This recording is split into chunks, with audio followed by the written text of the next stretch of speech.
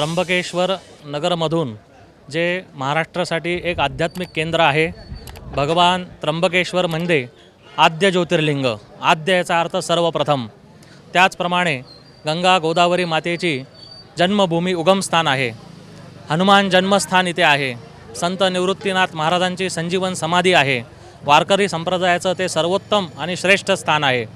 अशी अनेक मठ मंदिरांनी व्याप्त असलेली तीर्थक्षेत्रांची भूमी म्हणजे त्र्यंबकेश्वर आहे, नाशिक नगरी आहे, कुंभनगरी आहे।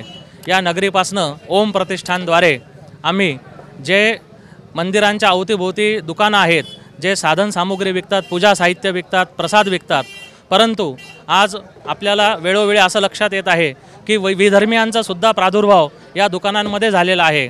बाहेर दिसताना हिंदू देवाचं नाव आहे, परंतु त्याचा मालक हा विधर्मी आहे आणि त्या विधर्मीयाच्या माध्यमातून त्या नैवेद्यामध्ये भेसळ केली जाते, त्याच्यामध्ये थुंकलं जातं, अशा आज व्हिडिओ उपलब्ध आहे।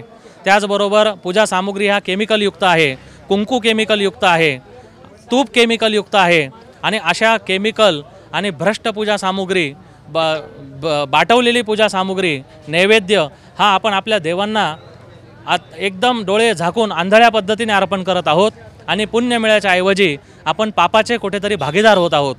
या विशाल संकल्पनेतून सर्व धर्माचार्यांनी हा निर्णय घेतला की कुठेतरी प्रसादाची शुद्धता आणि सिद्धता आपण आता बघणं गरजेचं आहे।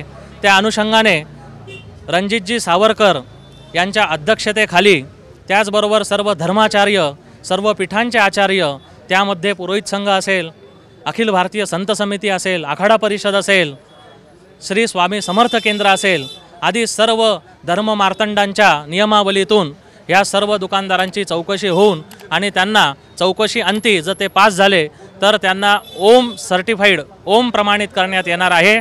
आणि सर्व हिंदू बांधवांना आम्ही या माध्यमातून आवाहन करत आहोत की इथून पुढे ज्याप्रमाणे हॉटेलमध्ये जात असताना आपण ग्रीन आणि रेड सिम्बॉल बघतो, व्हेज आहे की नॉनव्हेज आहे मग निर्णय घेतो, त्याचप्रमाणे भगवंताला अर्पण करणारे जे साहित्य आहे ते योग्य आहे की नाही, हे ओम प्रमाणित आहे की नाही हे बघूनच ते खरेदी करावं आणि शुद्ध नैवेद्य, शुद्ध पूजा सामुग्री परमेश्वराला अर्पण करून परमपुण्याचे आपण पाईक व्हावेत अशी आमची त्यामागची इच्छा आहे। हे सर्टिफिकेट पूर्णपणे निशुल्क आहे। धर्माचा बाजार आपल्या धर्मातच सांगितलेला नाही आहे। धर्म ही ऐच्छिक गोष्ट आहे, श्रद्धेची गोष्ट आहे। श्रद्धावान लभते ज्ञानम विश्वासम फलदायकम। तुमचा पूर्ण विश्वास असेल तर ते फलित होतं, श्रद्धा असेल तर तुम्हाला त्याच्यापासून ज्ञानसंपदा, ऐश्वर्य, वैभव लाभतं। त्यामुळे हलाल ज्याप्रमाणे बाजार केलेला आहे त्याप्रमाणे ओम सर्टिफिकेटचा बाजार नाही आहे, ते पूर्ण निःशुल्क आहे आणि इथल्या दुकानदारांकडनं खूप चांगला प्रतिसाद मिळत आहे।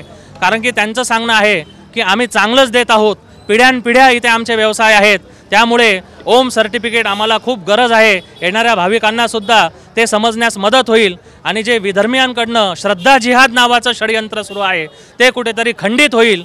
त्यामुळे येथील स्थानिक लोकांकडनं खूप चांगला प्रतिसाद मिळत आहे।